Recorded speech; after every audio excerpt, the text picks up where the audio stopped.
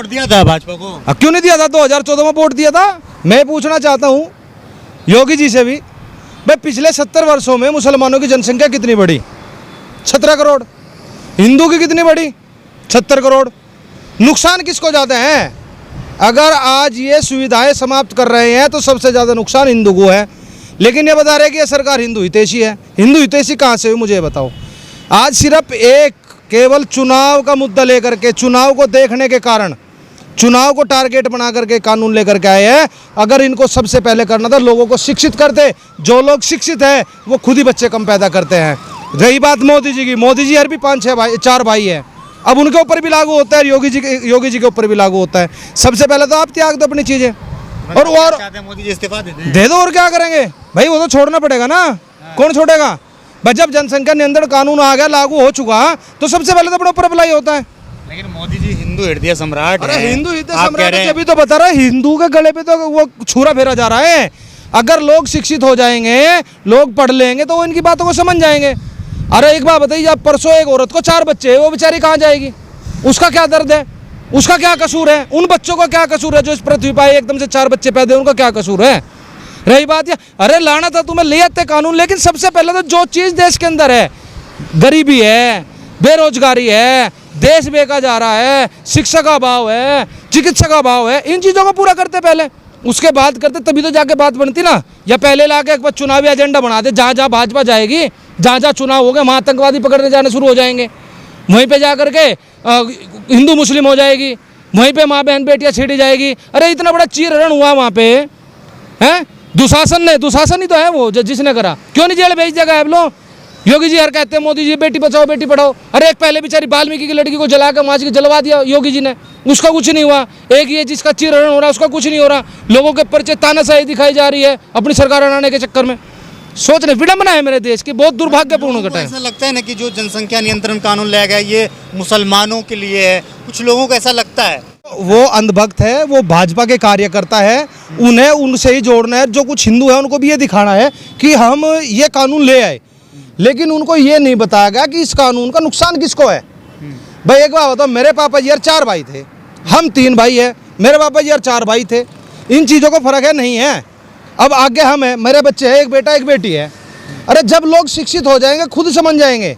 अब एक बात बताओ, मुसलमान का बच्चा है, मुसलमानों के लिए कानून लेकर गए, उनकी सरकारी नौकरियां है कितने फौज में है, कितने पुलिस में है तो तुम्हारे ही। अरे मान लिया गरीब है, आरक्षण के अंदर आते हैं, उनके भी तो बच्चे हैं, वो तो पंचर लगा लेंगे, उनका कुछ नहीं है। तुम्हारा क्या होगा अंधभक्त? तो तुम्हारा क्या होगा जो 20-20 रुपये तेल डालकर जो गुजारा कर रहे हो? 100 रुपये का तेल होगा, 20 रुपये में भी तेल नहीं आता। अब तो कैसे जाओगे, कैसे पहुंचोगे दिल्ली तक? सोचने की बात है यार, मूर्खता वाले सवाल है बिल्कुल।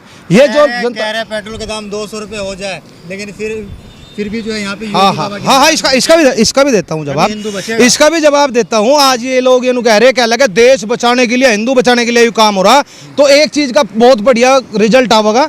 सबसे बढ़िया काम करें, पेट्रोल पंप पे कई पंपे होते हैं, उस पर एक लिस्ट लगा दो, 200 रुपये लीटर पेट्रोल, एक पर लगा दो 100 रुपये पेट्रोल। देश बचाने के लिए 200 रुपये लीटर अंधभक्त आगे इससे खरीदे जो देश हित में है, और जो देश के हित के बगैर है वो इधर आके खरीदे। पता लग जाएगा 200 वाली पे लाइन है, 100 वाली पे लाइन है, पता लग जाए कितने बड़े राष्ट्रभक्त है वे, जानकारी हो जाएगी ना। 200 रुपये वाला लगा दो, कह रहे ना वो, मैं तो कह रहा हूँ लिस्ट लगा दो। मेरा पेट्रोल पंप होता मैं तो लगाता, देश बचाने के लिए, देश हित में 200 रुपये लीटर वाला पेट्रोल लो, और देश बर्बाद करने के लिए 100 रुपये लीटर पेट्रोल लो, तो पता लग जाएगा कौन है, कौन बर्बाद करने वाले, कितने देश बचाने वाले, पता चल जाता ना इस चीज़ का। तो अब इसी चीज़ से तो पता लगेगा। करो, उठाओ इस बात की आवाज़ को, जो अंधभक्त 200 रुपये लीटर डलवाओ ना। तो आप कहना ये चाह रहे हैं कि मतलब ये लोग जो है सिर्फ नौटंकी कर रहे हैं? नौटंकी तो है, ये ड्रामेबाज तो है। अरे भाई ये तो महाभारत है, महाभारत का युद्ध है यूँ, ठीक है। एक तरफ पांडव है, एक तरफ ये कौरव है। इनके राज में चीरहरण भी हो लिया, इनके राज में नारी को जला के भी मार दिया गया, ठीक है। बड़े बड़े बलात्कार हो रहे, इनके पास की कुछ नहीं है। सिर्फ इनके अंदर एक ही चीज़ है, ध्रुवीकरण की राजनीति करना, लोगों को बांटना, हिंदू मुस्लिम में बांटना। लेकिन लोग जान चुके, अब शिक्षित हो चुके। आज ये बता रहे ला करके कल हमने राम मंदिर बनवा दिया। अरे पिछले साल क्यों नहीं बनवा, 2014 में क्यों नहीं बनवा दिया? पिछली योजना में इसी में क्यों बनवाया? पुलवामा अटैक इसी में क्यों हुआ?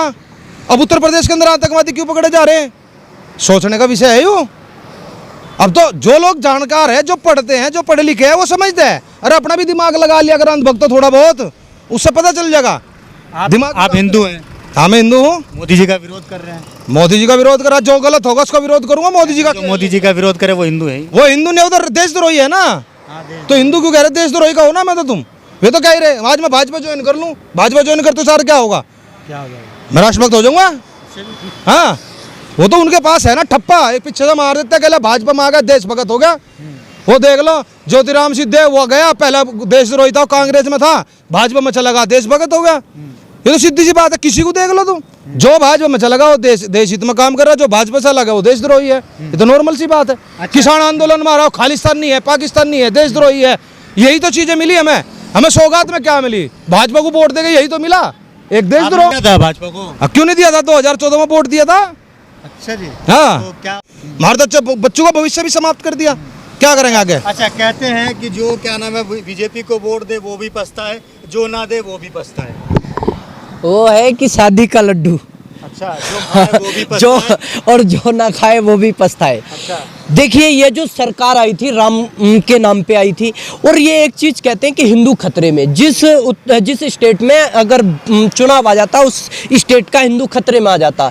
जब राष्ट्रपति हिंदू होता है, प्रधानमंत्री हिंदू होता है, उत्तर प्रदेश का मुख्यमंत्री हिंदू होता है, फिर भी हिंदू खतरे में होता है।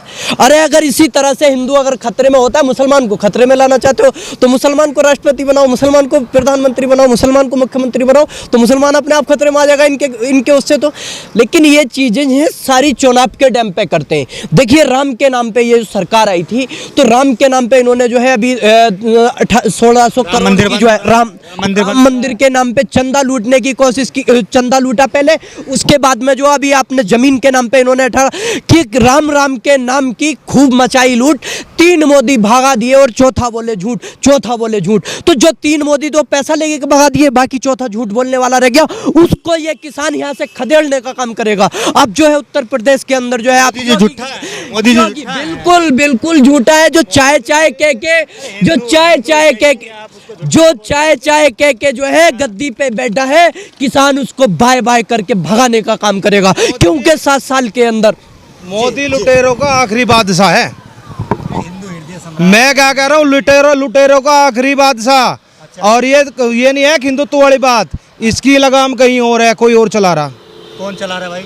जो बड़े बड़े घराने हैं, कौन है? अडानी अंबानी, वे चला रहे इसको। करोड़पति जो कॉरपोरेट घराने हैं वो चला रहे हैं, अंबानी अडानी के नाम पे जो है मतलब बैठे। आप देखिए जो वीडियोकॉन होता है, वीडियोकॉन जो है मतलब अगर उस पे जो बैंक का जो कर्जा होता है या ऐसे उसको उठा लीजिए, जो 3400 करोड़ लगभग उस पे कर्जा है। जो ये जो है इसका सरकार जो है जो 2.25 आँख वाला बाबा है, उसकी जो है मैं अभी आपको हिस्ट्री बताऊंगा, क्योंकि जो आटा लेते हैं ये नाम बताइए ना, वैसे जनता कैसे पता चलेगा कौन? भैया लाला रामदेव जो है, लाला रामदेव, थोड़ी इज्जत कर लीजिए। लाला रामदेव, लाला कहा जाएगा उसको भैया, लाला कहा जाएगा, लाला इसलिए कहा जाएगा, लाला कहा जाएगा। आप कह सकते हो लाला कहा जाएगा। लाला क्यों मैं बताऊं, आप देखिए जो गेहूं वो 15 किलो के जो गेहूं लेता है किसान से, वही जो है 80 रुपए किलो जो आटा बेच रहा है वो थैली में पैक करके, वो लाला है। वो लाला ये कहता था कि आप जो है मोदी जी को वोट दीजिए, उसकी आपकी अदालत में बैठ के कहता था कि पेट्रोल जो है, पेट्रोल 50-55 मिलेगा और जो है डीजल जो है 30 रुपए मिलेगा। लेकिन आज वो मतलब उसका जो है 2.25 आँख वाला बाबा जो है वो मतलब चुप बैठा जो 107 रुपए।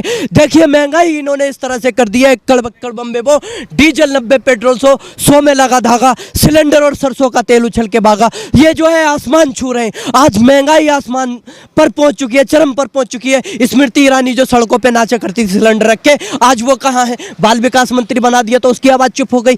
देखिए ये नारियों के ऊपर अत्याचार करते हैं, दुख की मारी उन बेचारियों के लिए, और मोदी जी आपके पास शब्द नहीं थे उन नारियों के लिए। और जो बेटी बचाओ का नारा देते थे, आज वो जनसभाएं कर रहे हैं बलात्कारियों के लिए। तो इनके अंदर जो इस बीजेपी सरकार के अंदर जो बलात्कारी हैं, आपने देखा चीरहरण किया गया। तो इस तरह की आप देखिए प्रचार मंत्री हमारे बनारस पहुंचे हुए थे आज। जी आपको मैं रोकना चाहूँगा सर, बाबा रामदेव का नाम लेकर के आप कह रहे हैं कि लाला रामदेव है, यहाँ पे स्वदेशी प्रोडक्ट तैयार करो, थोड़ा सा उसके हैसियत से भी इज्जत कर लीजिए ना। स्वदेशी अपने घर में पैदा करके लाता है क्या वो? अरे हमारे देश का अनाज, हमारे देश का आटा, हमारे देश की जड़ी बूटी हमें तो दे रहा है बना करके, लेकिन काम तो लाला वाला कर रहा है। कि मेरे एक मोहल्ले में परचून की दुकान है, वो क्या काम कर रहा, वो लाला क्या काम कर रहा है, वो भी तो लाला ही है ना। वो जो हमें सामान बेच रहा है वो भी तो बाहर से खरीद कर हमें बेच रहा है, वही काम वो कर रहा है। वही आटा 15 रुपये किलो लेकर 80 रुपये किलो हमें दे रहा है, ठीक है। वही दवाइयाँ हमारी जड़ी बूटियाँ लेकर हमें दे रहा है, वही चावल हमें दे रहा है, वही सरसों का तेल हमें दे रहा है, हमारी गाय का दूध लेकर घी लेकर के वही हमें बेच रहा है। सोचने की बात है, लाला रामदेव तो है ही, ये तो साबित होता है पूरा। और वो पौने 2 वो में वही तो बात है कि जब रामलीला ग्राउंड में आकर कहता महंगाई मर गई, महंगाई मर गई, महंगाई ने मार लिया, अब कहाँ है वो।